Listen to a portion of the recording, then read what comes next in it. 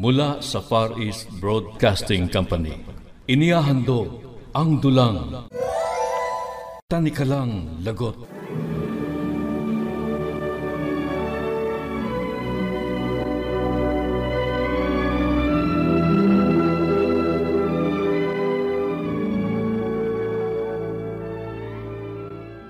Sinasabi po sa Roma 5:11 ay ganito po. Hindi lamang ito, nagagalak tayo at nagpupuri sa Diyos sa pamamagitan ng ating Panginoong Hesukristo, sapagkat dahil sa Kanya ay tinanggap tayo bilang mga kaibigan ng Diyos. Ako po si Kelly Ansures, na dating isang makasalanan ay binago ng Diyos.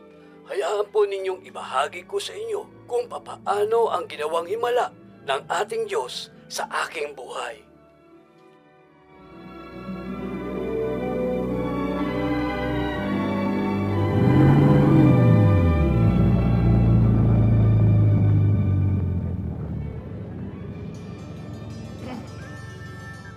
Kelly, may mga sundalong sakay ng mga army jeep na dumating.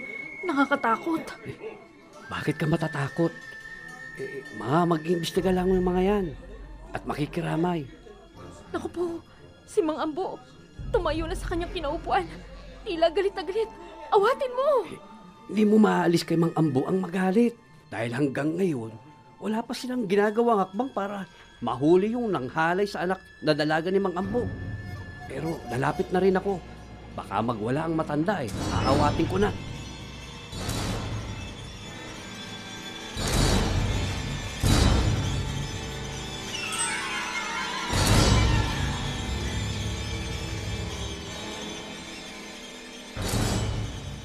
Yan ang hirap sa inyo, Sarhento. Kapag kaming mahihirap ang nangangailangan ng tulong sa inyo, ang tagal ninyong magbigay ng tulong sa amin. Pero kapag yung may-ari ng asyenda na wala ng isang kambing, nahuhuli ninyo agad ang magnanakaw. Mang Ambo, hindi naman sa ganon. Kumikilos naman kami para madakip ang salarin ng inyong anak. Sadyang magaling magtago ang taong yon. Sa totoo lang, Sarhento, wala na akong pag-asa ng makamit na mahuhuli ninyo ang may sala. Kaya kami na lang na mga kababaryo ko ang kikilos at sisiguraduhin kong patay siya. Yan ang di dapat mangyari. Pwede kayong tumulong na madakip ang taong yon. Pero huwag ninyong papatayin. Huwag ninyong labagin ang ating batas. Mananagot kayo. Wala akong pakialam. Buhay ng anak ko ang inutang ng taong to. Kaya buhay niya ang kapalit.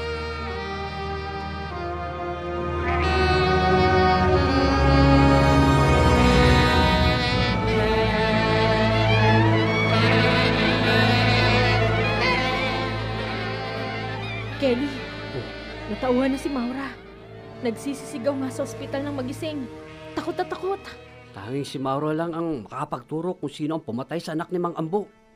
Nako, malamang. Nandun na si Mang Ambo at primo na ama ni Maura. Magkakaalaman na. Tama ka, Chato.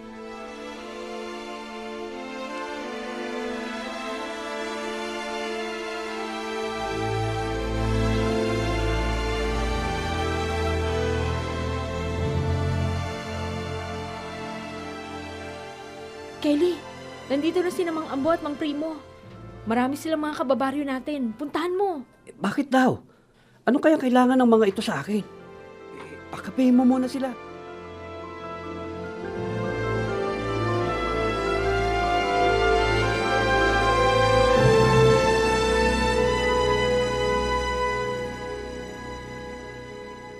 Kelly, tanging ikaw lang ang makakatulong sa amin para mabigyan ng hustisya ang aking anak. Oh. Kelly, kusa kami nagsusumamo sa'yo. Natulungan mo kami. Maawa ka sa amin. Alam niyo naman pong matagal na akong bumaba ng bundok. Tumanggap na ako ng amnestiya ng ating gobyerno. May sinumpaan po ako sa ating gobyerno kailanman na di ko nalalabagin ang batas. Bakit di po ninyo sundin ang sinasabi ni Sargento sa inyo? Hayaan na lang nating sila ang dumakip sa mayamang rapist na yon, na barkada ng anak ni Kosial, na taga Maynila. Hindi namin makakamit ang katarungan sa mga to. Alam mo yan, Kelly. Kahit sila sarhento ay mga demonyo, mga hoodlum in uniform. Nababayaran sila. Di naman lingi dito sa ating lahat. Aling Belen, konting hinahon lang po. Sana, Kelly, dinggin mo ang aming mga daing. Nakita mo naman si Maura. Wala na sa sarili. Dadali na nila Primo sa mental. Malala na ang pagkabaliw nito dahil sa trauma. Alam ko naman po yung mga ambo, pero pasensya na po. Kung ayaw mo, kami na lang ang dudukot sa anak ni Konsehal. Siya ang magtuturo sa amin para puntahan ang barkada nito sa Manila. Pati ang si Konsehal, namumuro na siya sa mga taga rito. Kurap.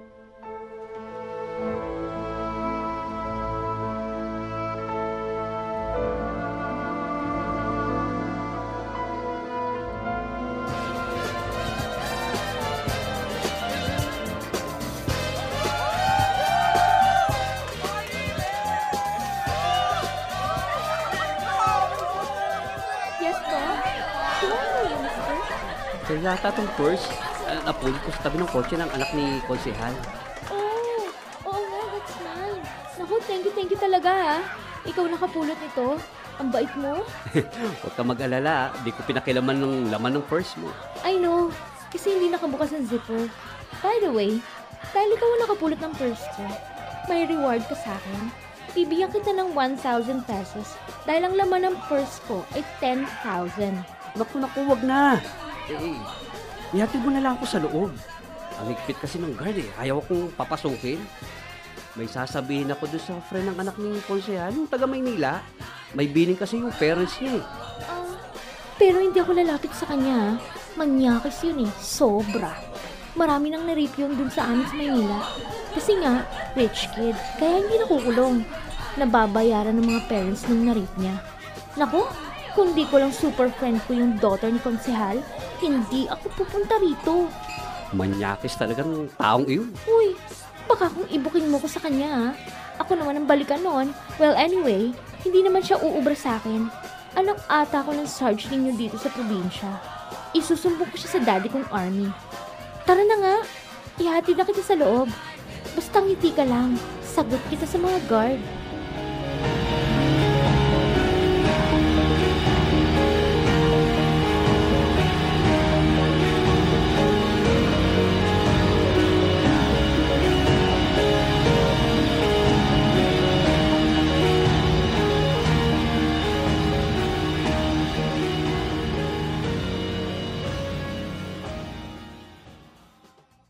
Kelly, pwede ba tayo mag-usap? Huwag ka mag-alala. Wala nakakalam na pinuntahan kita. Para sa ano, Sargento? Tungkol ba yan kay Mang Ambo? Sarado na ang kaso, di ba? Patay na yung rapist na nang rape sa anak ni Mang Ambo. Napatunayan din na di sila Mang Ambo ang pumatay. Tungkol sa anak kong babae na ikaw ang nagligtas sa kanya sa kamay ng rapist. Nandun ka sa birthday ng anak na dalaga ni Konsehal. Best friend ito ng anak ko. Salamat at andun ka. Tatanawin ko itong malaking utang na loob sa'yo. Alam ko na ikaw ang naglibing sa rapist. Layo ka lang dito sa amin, Sarge. Kaya aralin mo kung anong batas namin. Patunayan mo, Sarge, sa korte. Pero tungkol doon sa inyong anak, kahit di mo siya anak, kahit anak pa siya ng isang pinakamahirap dito sa aming baryo, kailangan siyang iligtas sa kuko ng mga manyakis. Malayo lang ang dagat. Dapat doon siya itambog para kainin ng pating.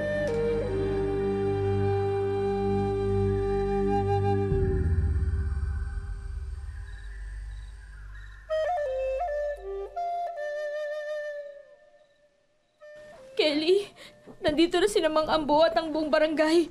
Sasamahan kinala kay Sargento para sumuko. Hindi ka nag-iisa, Kelly. Marami nagmamahal sa'yo. Gusto kong harapin ang ipapataw na kaparusahan sa akin ng gobyerno dahil sa aking kasalanan.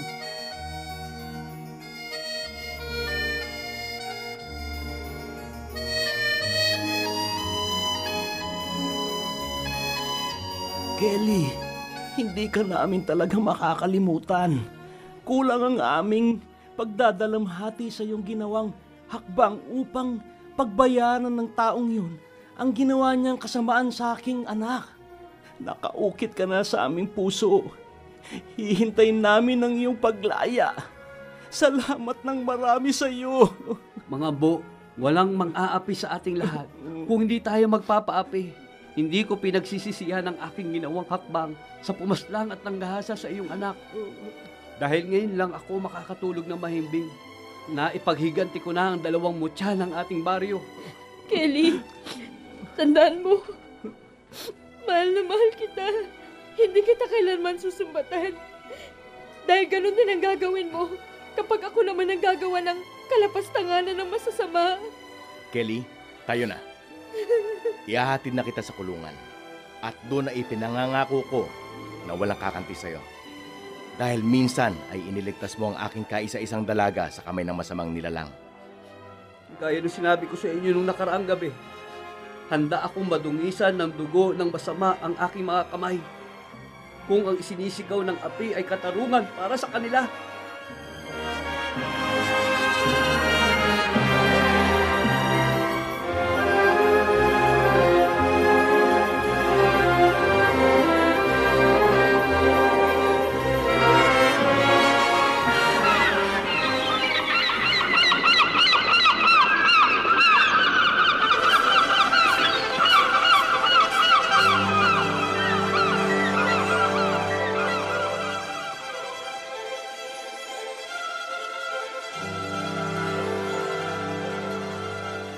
Kelly, laya ka na! Oo, Tiyato. Pwede na tayo magsimulang muli. Napagdusahan ko na ang aking sala. Nabigyan ako ng parol ng ating presidente.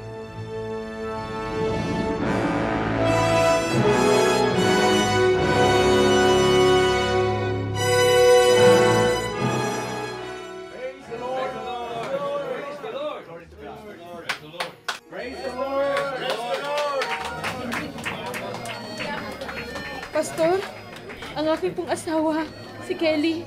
Kumusta ka na, Kelly? Napakaganda ng inyong pangaral sa amin, Pastor. Talagang wala akong alam sa buhay ni Jesus eh. Salamat po sa Bibliang ipinamahagi ninyo. At isa po ako sa nagkaroon nito. Aasahan ko naman, Kelly, na wag mong itatago sa iyong cabinet ha, kundi basahin mo palagi. Kung may katanungan ka, punta ka lang dito sa simbahan. Bukas ang pinto para sa iyo. Salamat po, Pastor. Yun nga po ang gusto ko talagang mangyari. Tila para akong uhaw na usa sa tubig ng katotohanan ng Biblia. Pastor, salamat at dito kayo dinala ng ating Panginoong Hesus. Kayo po ang kislap sa dilim ng mga taga rito. Ang mga kalugar ko po ay mga reliyosong tunay na dekandado. Sa biyaya ng Diyos, madadala natin sila sa Panginoong Jesus. Isa na rin ako dyan, Pastor. Gusto ko pong makilala ng labis ang Panginoong Jesus. Hallelujah!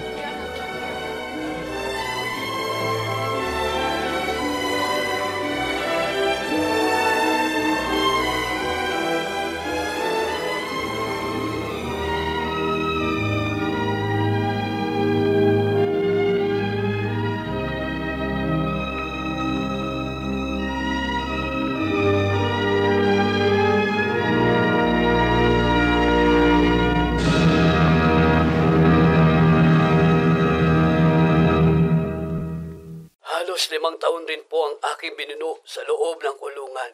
Imbis na habang buhay na pagkabilanggo, ang Diyos na ang gumawa ng himala upang ako po ay mapagbigyan ng parol. Kaya sa aking paglaya ay nakilala ko ang ating Panginoong Yesus. Tinanggap ko po siya bilang Panginoon ng aking buhay. Purihin ang Panginoong Yesus!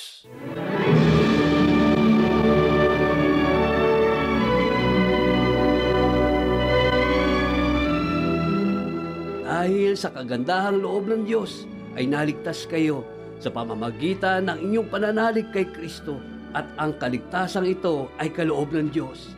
Hindi ito dahil sa inyong mga gawa, kaya't walang dapat ipagmalaki ang sinuman.